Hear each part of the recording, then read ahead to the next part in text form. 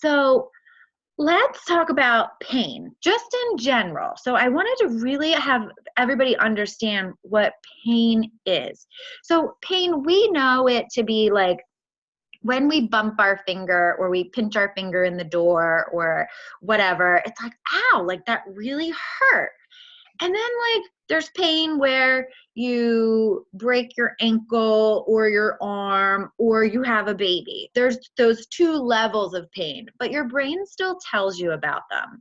So I put up this picture of our little kitten and our lion to say, hey, think about the pain that we sometimes have in our pelvis. Is it this little kitten that's going, hey, I feel uncomfortable. Maybe we should do something. And what would you do to this little kitten?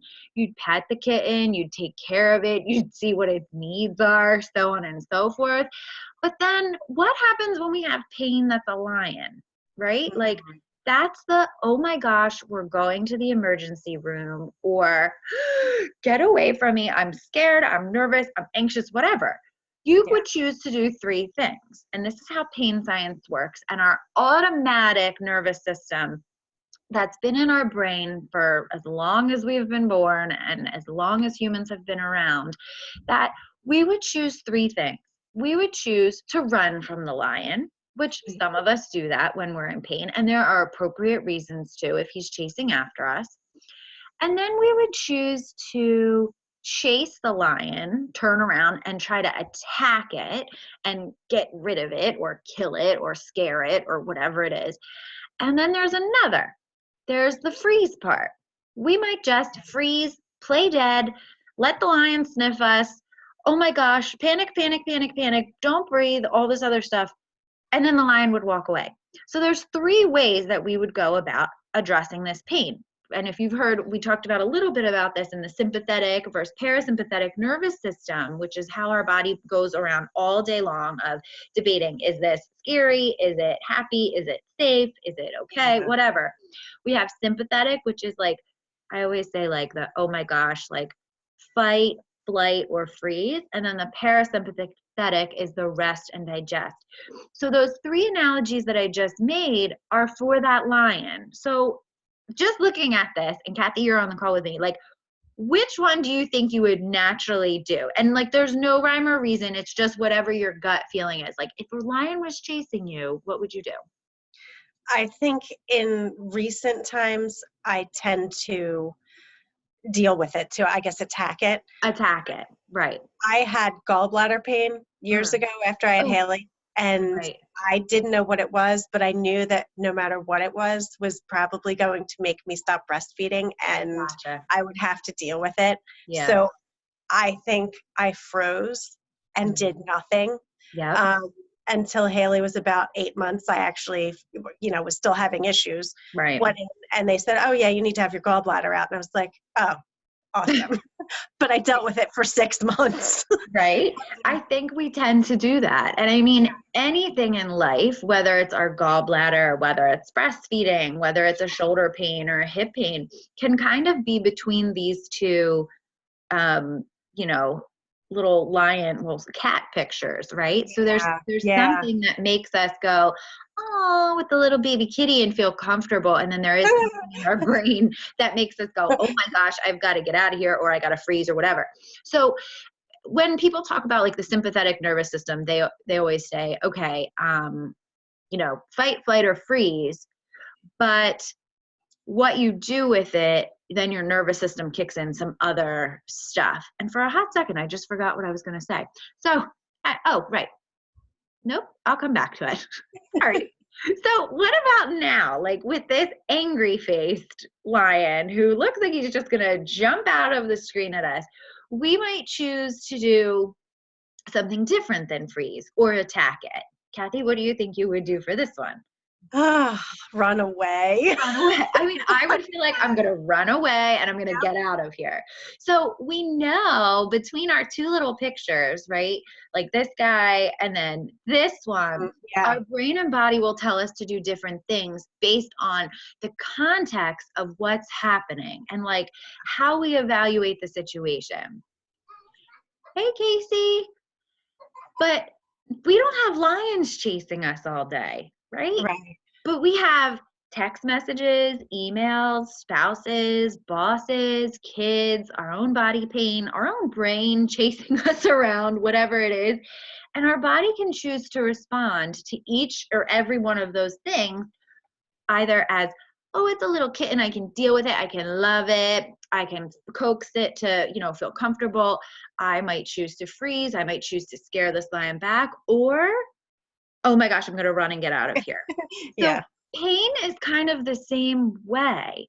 So pain is basically, I'm gonna move this out of the way, basically the body's alarm system to say, hey, do we need to fight? Do we need to fly? And do we need to freeze?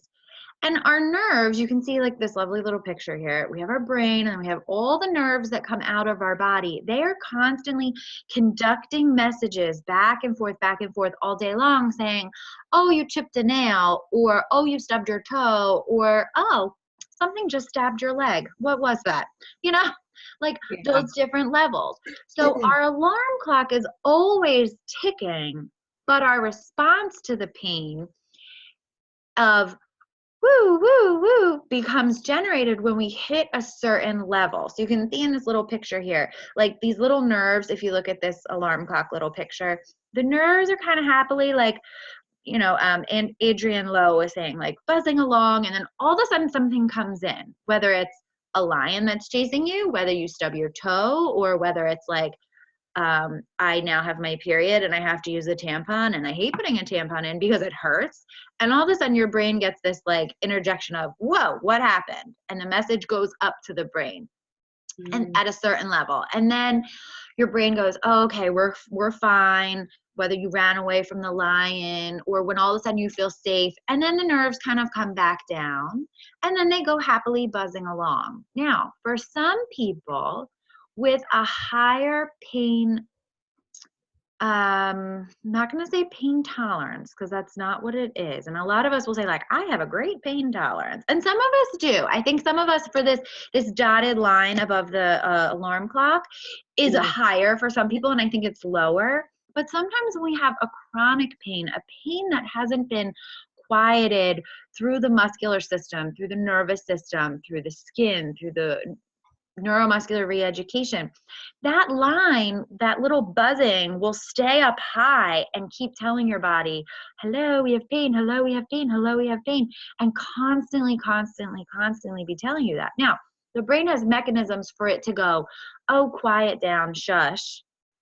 But then the brain also changes how it looks at that area. So when we talk later about perineal stretching, or how we are to stretch a scar after having a vaginal delivery with an episiotomy or having a C-section and we're working our scar, there are some times where I say, I'm okay letting the pain spike up to a certain level, but then I'm not okay with the pain spiking up to a level and staying there. So we'll get more to that. But pain is normal. If we didn't have a pain response, how would you know that a lion was chasing you, or that you stepped on a thumbtack, or that you hurt your arm? We wouldn't know. So the response to the pain is automated. And our response to the pain and how it then changes and how it kind of calms back down is based on context. And that's why I put up those really cute little, like, here's the kitten, here's the lion with the angry face. They're all cats, but they each have their own kind of demand or emotion or fearness behind it. So that's the context. But our previous experiences, if you've been chased by a lion your whole life, or let's say you've lived with some kind of stress or pain your whole life, you might go, whatever. I'm okay with that. For me, like, I hate to bump my finger and it sends me through the roof. And as many times as I bump my finger, it still sends me through the roof. So I get really like nervous if I know like I'm outside and I'm working with my hands and I have like my big gloves on to protect my fingers. I mean, I know that sounds goofy, but it's my previous experiences are telling me protect, protect, protect. So think about that too. For some of us, we may have had intercourse or a gynecological exam or using a tampon that was super painful. Yeah. Well, that's a previous experience of, are you going to want to do that again? Meh, that's questionable. Again, our brain takes into kind of takes a tally of what's going on in the area. Do you feel safe? Do you feel comfortable? Is it a little hurt? Is it a big hurt? But we still have that. Our culture, when we talk about just sex later, our culture and the medical world, I think, have done us a huge disservice. And I'm reading a book called Come As You Are. It's basically a sex therapist who talks all about the true and absolute mechanisms of our physical, our emotional, our mindful, and like the brain and psychological response to sex, and like what our body is as women. And that has been like life changing for me, not to be like TMI, but let me tell you, like life changing for how I respect my body and how I then, share that with my clients who are having difficulty or pain. So keep that in mind too. And then tissue healing. When we have a baby and we've had an episiotomy, we might have had stretching of the tissue that has become damaged, and we need to give it its respectful time to heal. So those things are all normal. Like I said, you're normal. Just remember that all of this stuff is normal. So tonight, as we're talking about pelvic pain, this pelvic pain in general is a term for pain below the belly button, but kind of above the thighs. So anywhere in the area of the belly to the pubic bone to the top of the inner thighs. So that's abdomen, your perineum, which is your pelvic floor, which you guys already know and have explored, your tailbone, your low back, the muscles of the low back and pelvis. And pain sensations can be anything. It could be sharp, it could be dull, it could be an ache, it could be numb, it could be tingly. And the pain can occur at many different times. You might just be sitting right now. Oops, sorry guys.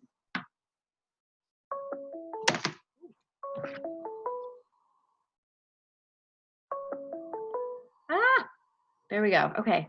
Thanks, Google Voice, for interrupting my call. Sorry about that. But the pain can be anywhere and happen at any time. You could be sitting, you could be standing, you could be walking, you could be running, you could be enjoying intimacy. It could be with urinating, it could be with a bowel movement.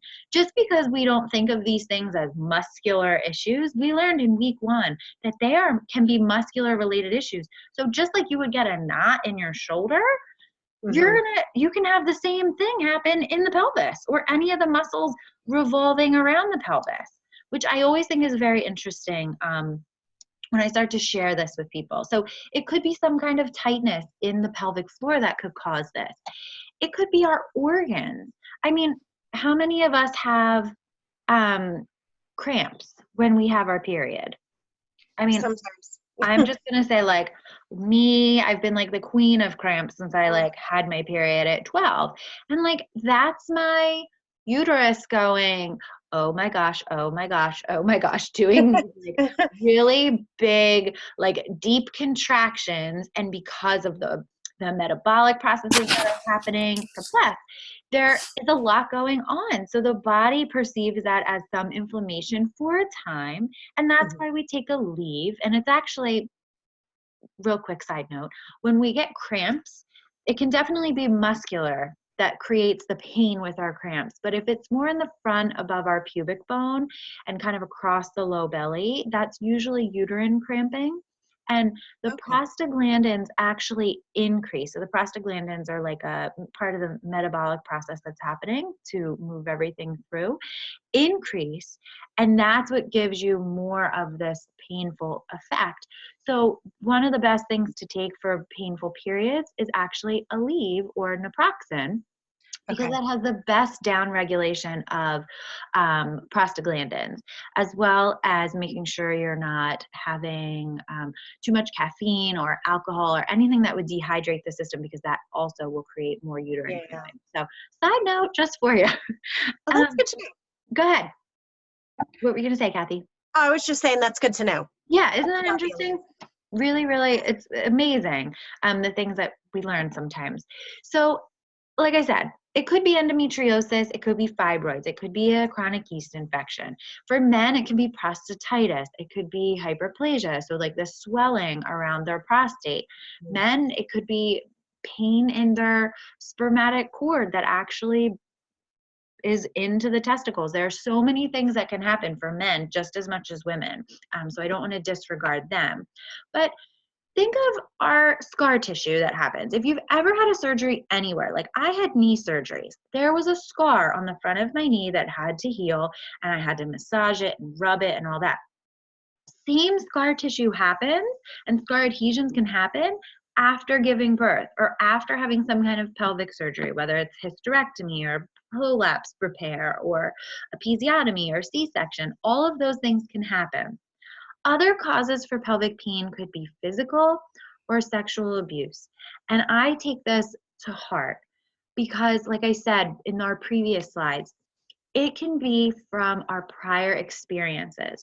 So pelvic pain, if somebody goes to touch your pelvis, or you go to the gynecologist and they touch your pelvis, or you're intimate with your partner, and maybe there's been a prior history of, I am not comfortable with anybody touching me. And it could be from like, I'm just not comfortable with someone touching me, or someone has overstepped their boundaries and touched me without my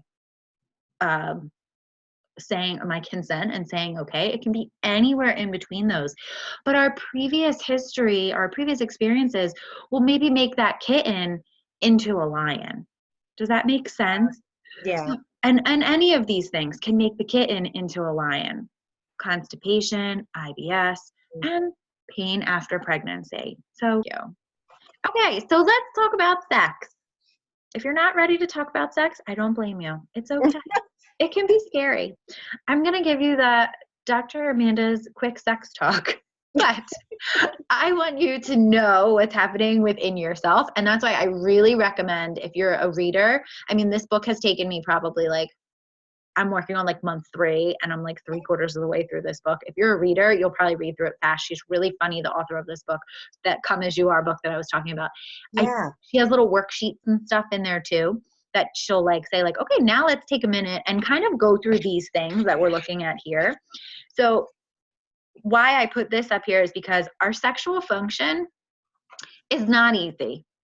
It's normal that our beliefs from our family or our culture or our relationship with ourselves or our partner or the medications we're taking or the lack of medications we're taking can all affect sexual function. And it was so interesting last night. I was reading this book, and she just kind of just blew my mind, describing men versus women and how men actually, when they see something that seems like a turn on to them, they more so think of that as like, oh yeah, that's sexually relevant and I think that's going to turn me on. And they have a closer decision-making process than we do. Okay. Us, on the other hand, for women, see all these things and we might think, oh yeah, my partner looks great. And that's it. Because we are thinking of 20 million other things. And we might not feel that that is sexually relevant, that we want to actually act on it. So it was so interesting last night. And I looked at my husband and I was like, I'm normal. I'm just going to let you know I'm normal. And he's like, what did you read now? And I'm like, this is why sometimes like you're all in the mood, like everybody's in the mood. And sometimes why one's in the mood and one's not in the mood, because there are so many things that just affect how we feel physically, mentally, emotionally about our sexual function, whether it's with a partner, without a partner, just looking at our own lady parts. I mean, that's a huge thing that I tell a lot of people. And you don't have to feel comfortable to do that at this very moment. But I tell people, I'm like, have you looked down there? Have you appreciated what this looks like? It's very important that that is one piece of how sound and connected and confident you are to your body. So then all these other things start to become healthier and we can move forward. So that's why we're going to talk about sex for a minute. So if we go back to, let me move this. If we go back to our lions, right? Does any of this make you feel scared or even make you feel sexy? So I love this little picture of two people sitting on the beach. Here we go. We're talking context, right? You're with your partner in both of these pictures, but which one really makes you feel more relaxed, maybe a little sexy, feeling right? Like you probably don't feel that way with like your teenage son and daughter, young daughter in bed with you in the middle. You're still with your Yeah. partner, so why aren't you feeling that comfortable? I It's don't think they're actually asleep. It's pretend. I know, right? I know. I just picked that picture. I was like, I need something that looks ridiculous. Um, but a lot of the time, think of when you go on vacation. I mean, I know for me that on vacation, I feel much more relaxed. I'm not worrying about the family, the work, whatever it is. I'm like, oh, here's my partner, and we're at the beach, and I feel calm and within my body, and things just happen a little bit more magically. Now, take this as like your this other picture to the left as like your screaming newborn in bed with you. Layered on top of it, your perineum that has just given birth, and your husband's like, oh, can we have sex now? And you're like, what? Like, what? Are you kidding me? I mean, y'all know that I have not had a baby myself, but through the fertility part of it, they give you lots of medication that makes your vulva dry as the Sahara Desert. And then they say, and go home and have relations. And you're like, Oh, what? Like yeah. nothing is going in there. Everybody's been in my business. And now I'm supposed to have relations to try to make a baby, but I am so ridiculously dry there. It's not fun. So in context, as I said, we will, that same thought of, is this a lion? It might not be a lion chasing you, but it might be your kids in bed. It might be Mhm. pain that you've experienced. And then your lions go away and you have a kitten again and you're at the beach or you're at your favorite place together, whatever. It's not just an environmental thing, but kind of, do we get the point kind of thing Yeah. that I was saying? Okay. So it's very, very complex of how our pelvic floor works within our sexual function. And it's complex in all relationships, whether it's heterosexual, homosexual, asexual, whether you're with yourself, not with anybody, whatever. It's complicated. But the sense of feeling like a woman or like a man or whatever you relate to is a very important quality of life. It is a basic human right. And it's not just about having sex. It's more of a need for this intimate communication between two people. And it relates to our identity too. I know for me going through some of the fertility stuff, I didn't feel very sexy and very womanly. Um, Having one, a whole bunch of medication that was making my body and my mind feel crazy. But two, then not feeling desirable to my husband, even though he thought I was, but I just naturally felt puffier and uncomfortable. And I hear that a lot from my postpartum moms. So here's back to why are we talking about sex? Because sex is included and uh, can challenge each one of these things, and each one of these things can challenge sex. And then here's the French girl, who I was Doesn't saying, happen. I don't know, sometimes she's got this funny little like sass on her face, like, oh yeah, this is kind of what I'm feeling. And like I said, I don't know if it's baguettes because they have delicious baguettes and wine and cheese, which is like, if I could live off of that, I would. Or she went to her pelvic therapist and has a different feeling about her sexuality and the comfort level within her pelvis. So